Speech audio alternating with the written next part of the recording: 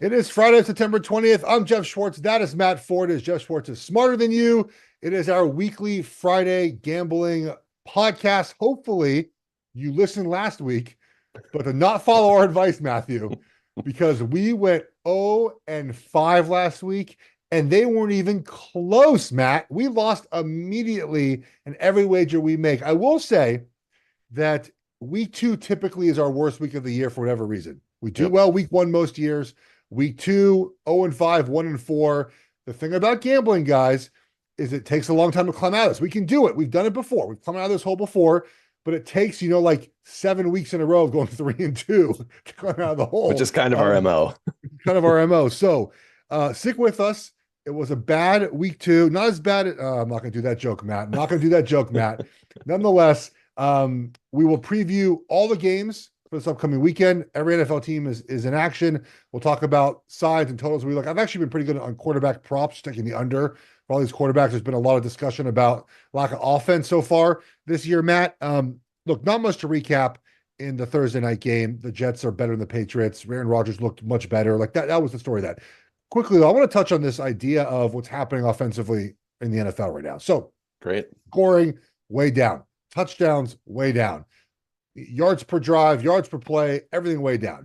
And obviously, yesterday there was a firestorm on social media about Mel Kiper saying, no more cover two. And that's a big part of what's happening, right? Teams are playing cover two. And what happens is, so there's two general ideas of coverage, right, Matt? There's two safeties and one safety, right? And when there's two safeties, it's hard to pass the football. There's more guys that are back in the backfield. And if you throw the ball, there's more options to deflect balls and find ways to disrupt routes. When there's one safety, there's one less guy. It's not rocket science, right? And then when there's two safeties, typically that means there's one less guy, or sometimes two, sort of around the line of scrimmage in what we call the box, right? Tackle to tackle or tackle to tight end. And against cover two, you should run the ball more often. Against cover one, not cover one safety, because it can be cover three, it can be cover one. There's typically an extra guy in the box now, harder to run the football, okay? So teams are saying, look, for years and years and years, we have said and heard about how teams don't want to run the ball anymore, right? Passing the ball is a higher EPA, it's more efficient, and you get more yards, right? Is a 4-yard run better for your offense, Matt, or a 7-yard play? 7-yard pass, 7-yard passes. Now, there's still a merit to the run game, but teams have said, look, okay, no one wants to run the football anymore. We'll go to too high. The answer is to establish the run, to run the football. And I said this yesterday. Mina Kimes, thankfully, was able to quote tweet and say the teams with the best EPA, so basically the best efficiency in offense through 2 weeks, are the teams that are running the ball the most against cover two. The Saints, shockingly enough, and the Cardinals, right? So this is not a big deal as far as like with the adjustments. The adjustments run the football. But I also think, Matt, something I've talked about for years now, the lack of practice time is finally catching up now to the offenses. Because to combat anything a defense does, just like anything in life, you need reps. You need reps. Defenses are always ahead of the offense and start a training camp. The more reps we get, the more we see things, the more we diagnose, the more the offense practices, the better the offense gets. There's only so much a defense can do. We have more things to do offensively than the defense can do to us, on the flip side, right? But they don't practice anymore. We practice, in training camp 5 times a week. I think you have to have an off day every 4th day. You're not in pads very much anymore. The offseason program is shortened down. You play these young quarterbacks right away, like no rest, like go play right now. And so to me, it's lack of practice time, Matt, is a big reason why a team's not running to run the football. That's so interesting. Yeah, I mean it does feel like football tends to sort of zig and zag, and the pendulum tends to swing, and the running game has been so de-emphasized in the last couple of years, and it does make sense that then, okay, it's overcompensated and now we come back. I'm really curious, the Lions last week were a team that made me think about this. Like Jared Goff threw 55 times, threw the ball to St. Brown 20 times, and they couldn't get anything going offensively. They couldn't score. They were shut out in the red zone. I think last week, maybe they scored once, but it's not complicated, but I think that we've sort of over adjusted so much into the past game that, somebody's just going to have to sort of just be that team that is kind of the outlier and just commits. And the Cardinals are maybe a good example. They were awesome running the ball last year. They've been doing great this year, but some of these bad teams that could just start to steal some games, like, or even some of the, like, why doesn't Philly just become like a really Right. run dominant team, right? Like they're like Yeah.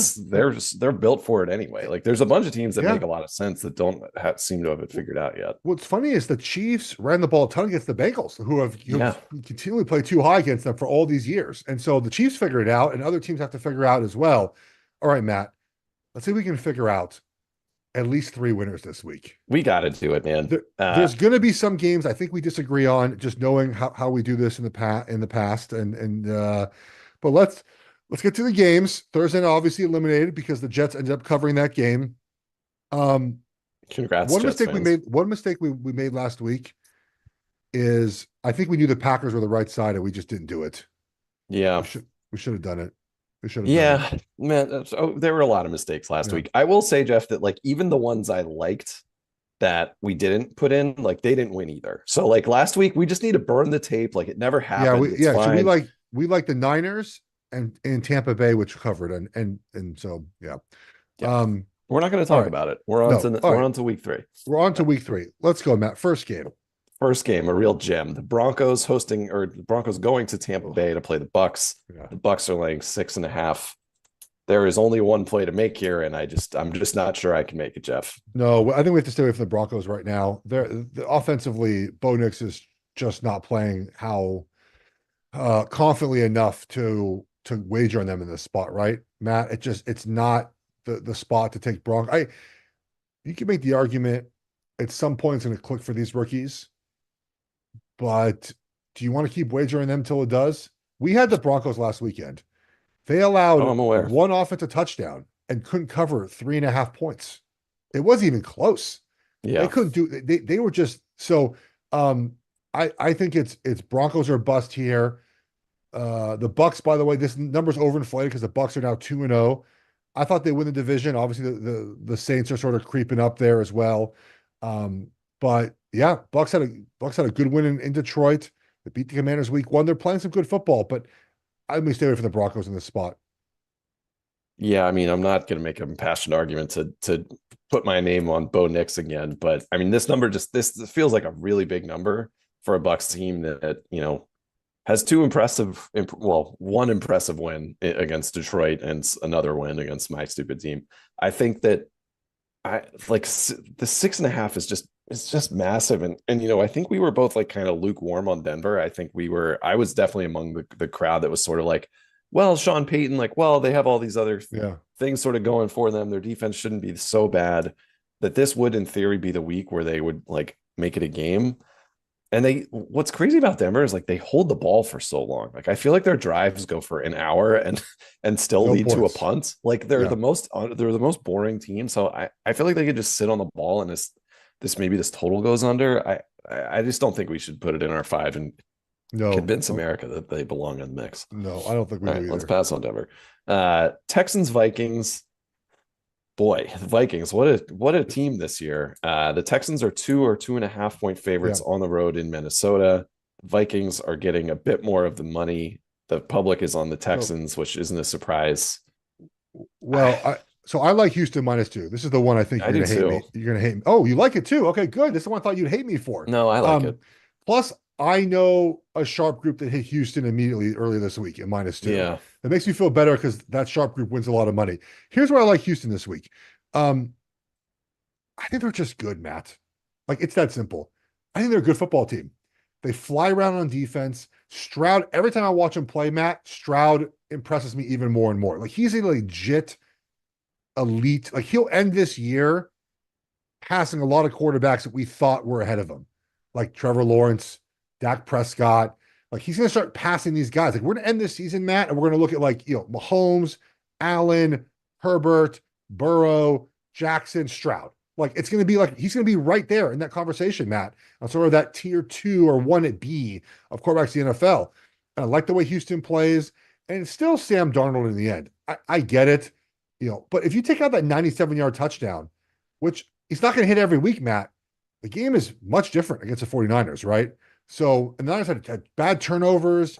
I like Houston -2 here. I think Houston -2 is the right side. It's a road favorite. I get it. But they can win this game by a field goal. And again, like if if Houston gets ahead in this game, do you trust Sam Darnold to sort of lead this team back? I don't. Not yet, at No, least. no, and I think Houston is like, we've had Houston on the list of like one of our Super Bowl-ish level teams. I mean, they have a problem with who's in their conference, but I mean, the Vikings, I think, are a great story.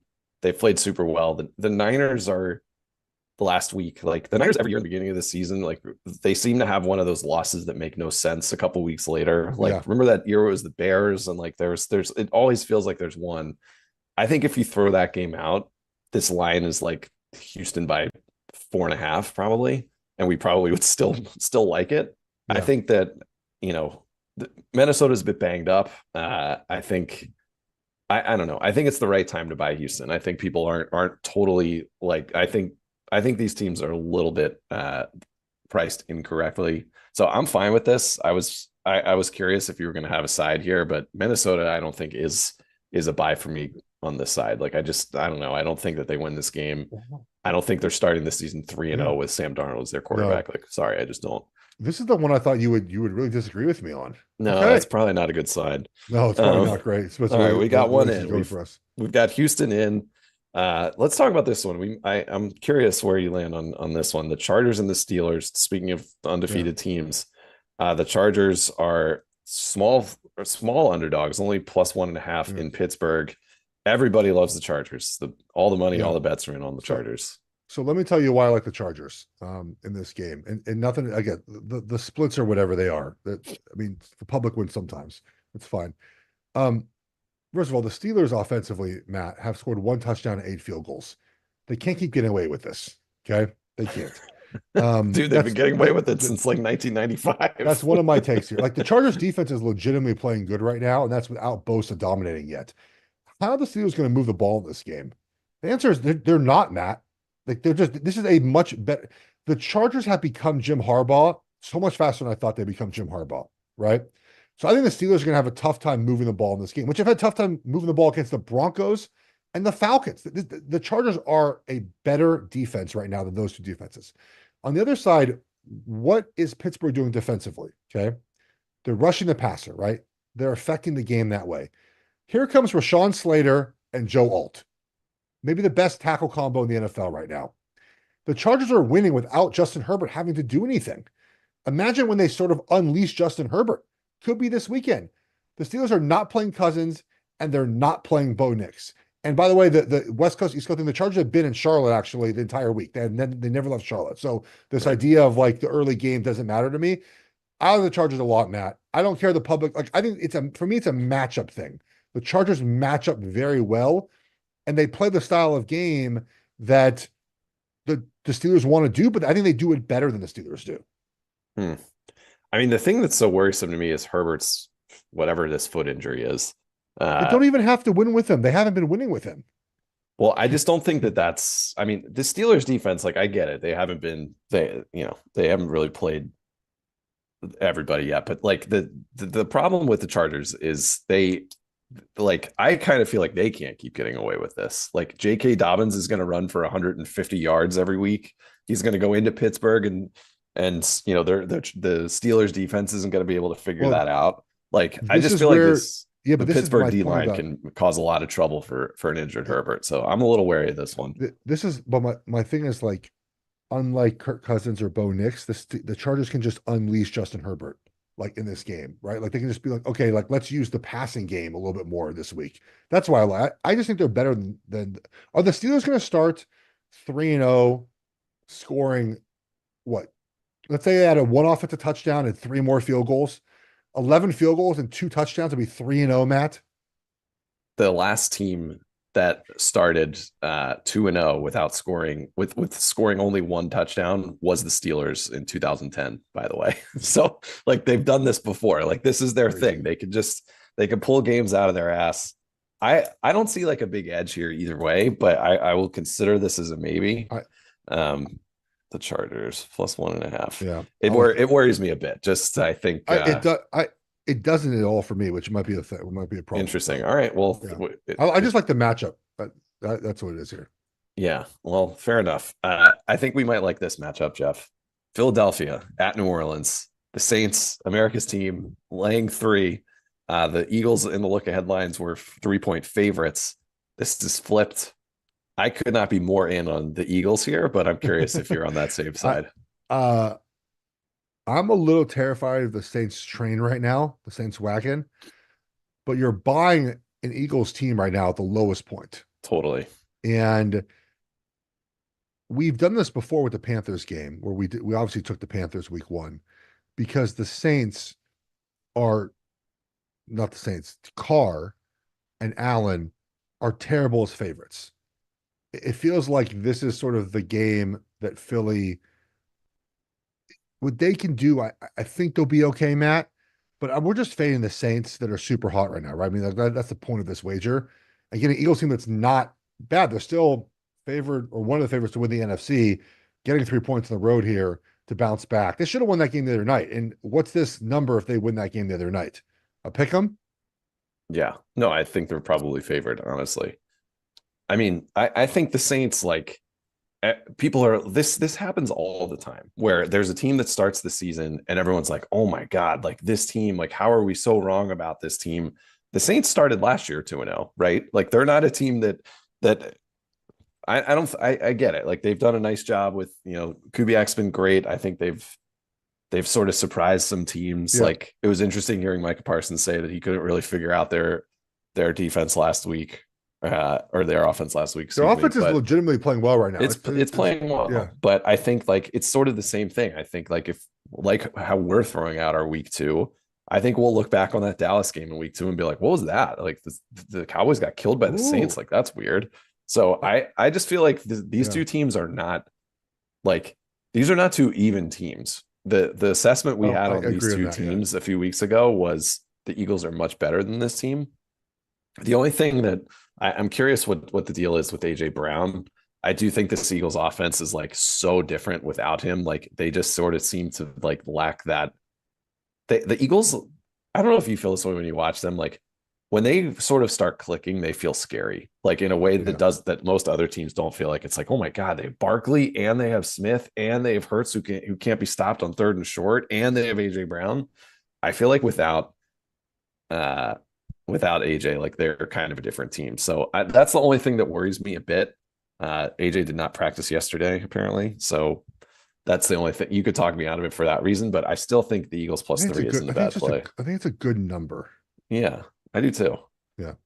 And also like the Saints, it used to be like, oh, you can't bet against the Saints in New Orleans. Like, they actually are worse at home against the spread than they are on the road now, since the end of the Breeze era. So I'm fine with Philly. That was one of my favorites this week.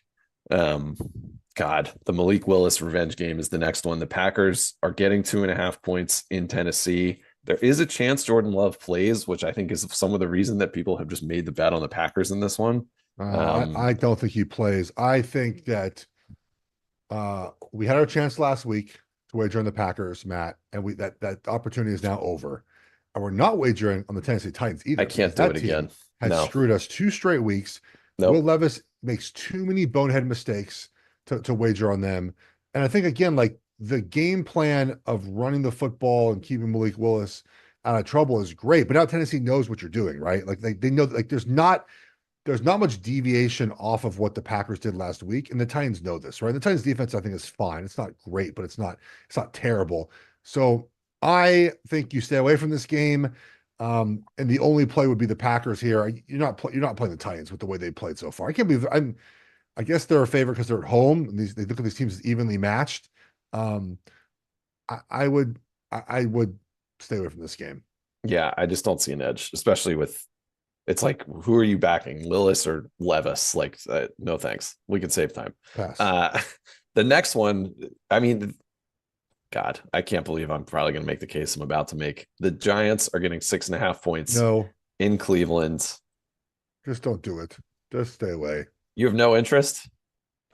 No, they're so bad. I can't. I mean, they are definitely bad, but I mean, like, the Giants got absolutely torched in week 1, but so then they should have won last week. So far, we're wagering on CJ Stroud possibly Justin Herbert and Jalen Hurts, and you want to add Daniel Jones led This is Giants to how that you list. this is how you win in these stupid contests is you have to back these bad teams. I don't know if this is the team, and there's a few other games I do really like still, but Cleveland, I think Cleveland really talk about a result from last week that got them overinflated. Like they should not have won that game against Jacksonville. Like Jacksonville gave that game up, and everyone's I think thinking like, oh, Deshaun, like he's looking good. Maybe he's back. Like he's not back. He stinks. Like he had his best game probably as a Brown Yeah. last week. But I do think that like if the Giants want to save their season at all, they have to play well in this game. Myles Garrett didn't practice yesterday. I'm not impressed with the Browns. I feel like the Vegas crew like continues to overrate them as they have the last couple of years. And I think they saw it right last year. But I don't know. I don't think this Giants team is like as despondent as they seem. Like something clicked with Malik Neighbors last week. Yeah, he looks good. Yeah. But like if they had a kicker, they'd be 1-1, and this line would be a lot different. And instead, they beat themselves. So I just don't see the Browns being 6.5 points better than anyone right now. But I also would understand if you want to pass this. We'll do maybe for now, but I don't like it. All right. So if you don't seem like you love it, so that's why. I don't love it. It's not my favorite. This one might be though. The next one is Chicago at the Colts. I'm seeing a pick or a plus or -1 for the Colts.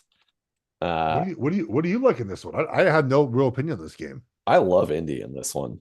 I feel like Indy is a team that people are just totally overlooking based on the results of their games, but like their offense has been absolutely clicking. And I just don't think that the Bears do not seem like they're close to figuring this out quite yet.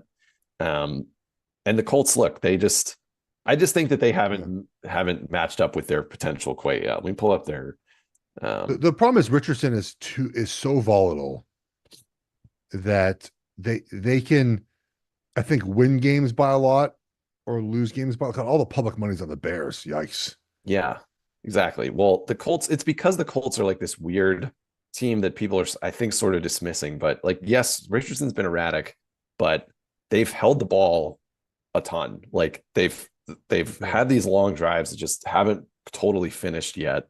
They're averaging almost 7 yards a play on offense, which is absolutely insane. And look, I just think, and this is all from our friend Evan Abrams at Action Network. Caleb Williams 0 for 11 with 2 interceptions on throws traveling at least 15 yards downfield. He's not been good yet. They haven't figured it out, and they can't run the ball. This Colts offense bad. Yeah, but the Colts offensive line is great. I think that this could be one of those weeks where like they just kind of figure it out. The Bears, this is a road game off of this like short week with the tough loss. Like I just don't see it with Chicago. It's a good play, I think, by us. Indy pick 'em. Yeah, I mean, I kind of like it. I like it better than Giants plus 6.5. Yeah, I do too. I mean, the books are basically saying is that the Bears are 2 points better than the Colts, and I don't think that. I don't think they are either. No. And this Colts team is like they're a physical, big, tough team with good line play on both sides. Like, I don't know. This one jumped out to me as like, why aren't people in on the Colts? Like I haven't seen it with the Bears yet. Yeah, it's a good point, right? It's a good. Yeah, I hadn't thought about this one. I like it. I'm going to put in the definite maybe category. Okay, definite maybes. I love that. We've got 3 so far: Houston, Philly, and Indy. Decent I like teams. I like the games. Chargers too, buddy. Don't throw that out. Let's put the Chargers in. And the Giants, I think we could just kill the Giants. I already crossed them. I already crossed them off. Okay, tremendous. We've got a bunch of games left and still some interesting conversations to have. Yeah. The next one, I'm curious where you are here. Skylar Thompson and the Dolphins plus 4.5 in Seattle. My dumb football brain would take the Seahawks here, but we did that last week. If you were with the Colts and you lost, I think the Seahawks are better. I think Skylar Thompson's going to struggle on the road playing in Seattle, but it's the NFL, man. Like this, we thought last week the Packers would suck playing. They played at home against the Colts and they won with Malik Willis. So I think it's just a stay away game because every schmo is going to be in the Seahawks. If I were to bet this, I would be betting on the Dolphins. Yeah. I think the Seahawks are. I think they're a little bit overvalued. I mean, their two wins are a nail biter against the Broncos and then a nail biter that went into overtime against the Patriots. They played this overtime game, won as a favorite, didn't cover. Now they have to fly back across the country. I do think that the Dolphins look, the Dolphins had a horrible game last week, and Skylar Thompson is not going to be someone fun to bet on. So I know I'm probably not even going to win this argument, but like they had 10 days now to figure this out with Mike McDaniel after getting embarrassed. He played in a playoff game. Like he's not the worst backup quarterback. We've seen backup quarterbacks, their first start since 2021 are actually slightly over 500 against the spread. Because teams can't prepare for them. Yeah. So like, and depending on how good you think Tua is, like the drop off might not be that crazy. Yeah. The Dolphins also last week, like they weren't healthy in the backfield at all, and it was a short week, and they came out. It didn't seem like they had a good game plan at all. I have enough faith in McDaniel to say like they could actually probably come out swinging in this one, and they kind of need it. But I'm fine not taking Skylar Thompson in Seattle against an undefeated team, but I do think it's an interesting angle. I think like a first half Dolphins money line, like something like that. Like that's a way to play this, I think. If you want to put money on this game. I mean, what do you think of Seattle? Like, I just haven't been impressed with them at all. They played two ass teams. I know it's my job to like have a ticket every team. I've watched like none of the Seahawks. Like they just don't. They're to me a 9-8 team that has no chance to do anything in the postseason. They played two bad teams, as you mentioned. Like I'll watch them when they play the Niners. Like I'll watch a little bit more when they play some better teams. Look, they're at the Lions next Monday night. I will be watching that game. Okay, like that game I will watch. I will not watch Dolphins Seahawks this weekend. Well, I will be probably because I will probably be wagering some money on this game. Okay. So let's put it in the conversation for our fifth spot, which we're gonna have a few really ugly choices to make, I think, unless you have an opinion on Ravens Cowboys. No, isn't there one game coming up that I think is like pretty obvious to take for us? Not Kansas City, someone else. Even though the Chiefs let's see. Is it this one? Chiefs are now 3. Yeah, we'll get there. Is it this game? Is it Carolina at the Raiders with the Panthers getting 6? Oh my God. I like if Panthers, we weren't cowards, we'd have to take the Panthers, Geoff. I like Panthers plus I think it's 3.5 for the first half. I took that on my own. But this is not a podcast where we wager on first halves. I would nothing on this. I'm not betting the Panthers. We shouldn't, and we can't, but it's the right side. Yeah, absolutely. Bryce Young, negative EPA per pass play. It's been terrible. So they like think about it. I don't even really understand what that means, but it was just going back to pass was such a bad idea for that team that that's like unbelievable. I mean, we're talking about like Malik Willis doesn't have those kinds of stats, let alone the first pick in the draft. Oh yeah, I think that they might get a little bit of a tailwind from switching quarterbacks. Oh, absolutely. So I think the first half they come out firing, but then the Raiders, just like might win the game. Plus, I think the Raiders have a little hangover from the Ravens win. Totally. I think it's a great time to bet against them. I think people think like, oh, the Raiders. And by the way, the only quarterback to throw for more than 250 yards in both games this year is Gardner Minshew. Jeez, how crazy is that? So I think that the Raiders they're at the peak of their value. The Panthers, this is a great buy low spot. But this is as ugly as it gets. And I can tell you how this is going to go. It's like the Panthers will come out and like, oh, they're going to be up 7-0, and they're going to show the graphic. It's like their first lead since like 2022, and then they're going to lose the game by 5, and they'll cover. Like that's how this is going to go. And the thing about it too is like, I look at I like the Action Network app, and there's certain people, if I see like, oh man, they're on Carolina, like I'm in.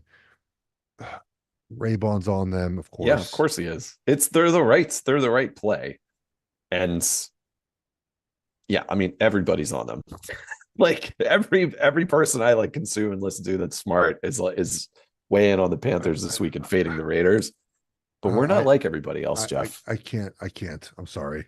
That's good. That's why this podcast exists. We have these conversations. If you're interested in it, you can take it, but we do not have to. We are here to entertain America, which is why we should actually talk about the Ravens and the Cowboys Hopefully next. we're in. Hopefully we're in to win money too. But yes, I'm with you on that. Yeah. Yes, well, why not both? The Cowboys are now 1.5 point dogs at home against Baltimore. I've gone back and forth on this game a Yeah. hundred times in my head. I'm curious where you are. I mean, look, it's a stay away from our perspective, right? I think that Yeah, there's not a great high. I think Dallas wins and covers. They played so poorly last week, and they're not a bad football team. no, They're back at home. The Ravens' offensive line is a huge problem still. The Ravens are going to 0-3 after this game. There's one team like that every year. We're like, holy shit, that team is 0-3. There's no yeah. way. So I like the Cowboys in this one, but sharp people are on Baltimore. So like that's the concern. Like sharps like Baltimore. I like Dallas to bounce back this week.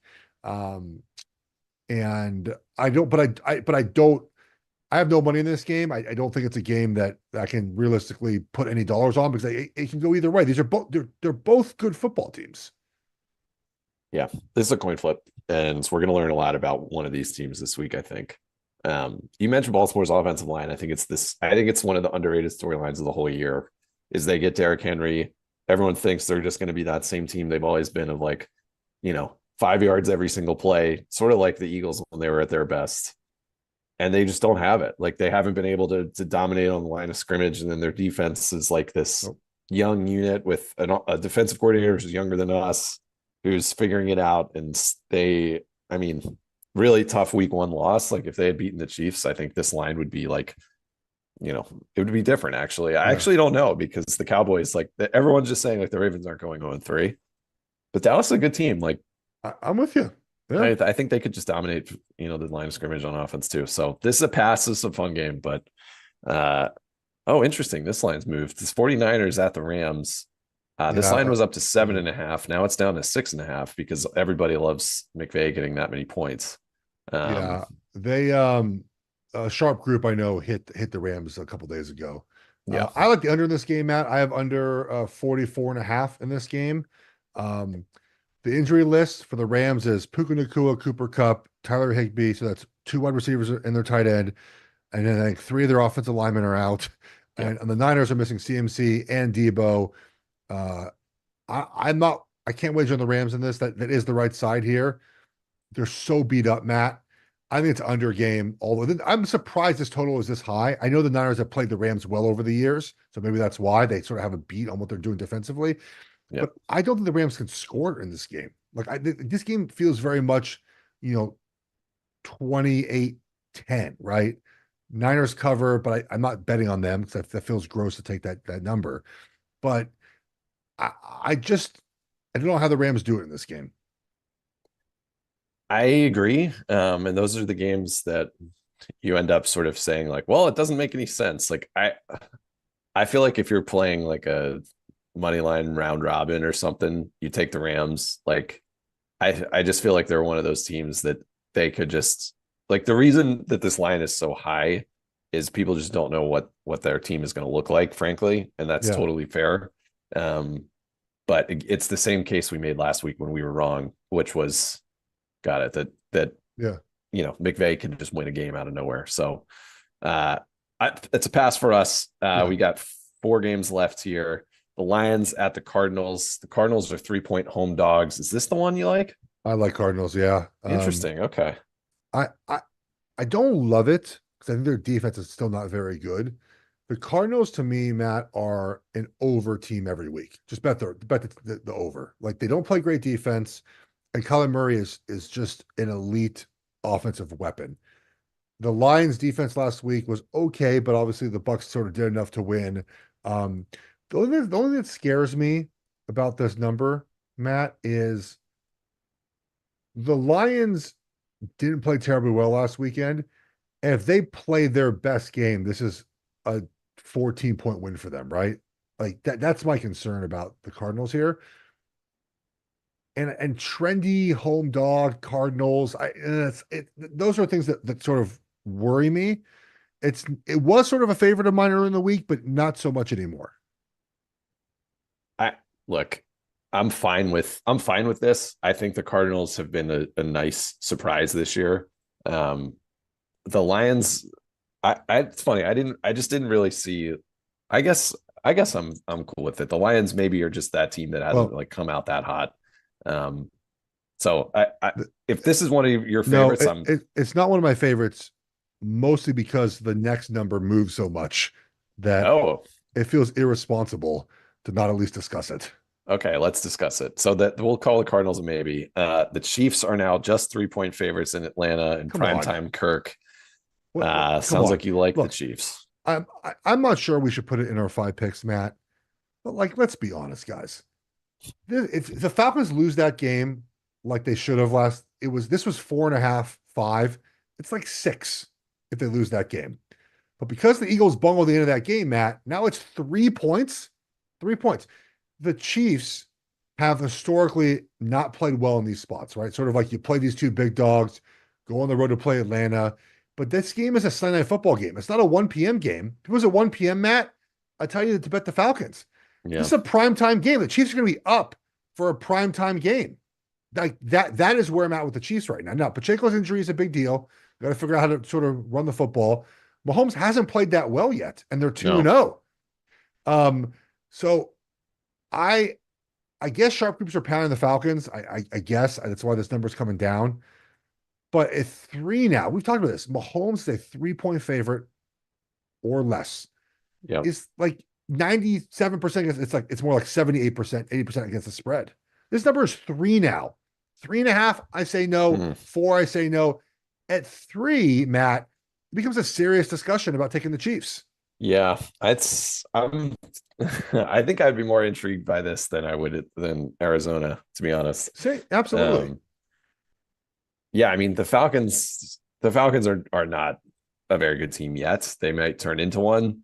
The Chiefs defense has been unbelievable. I think that they basically won 2 games for them. Yeah. Because Mahomes has not played well.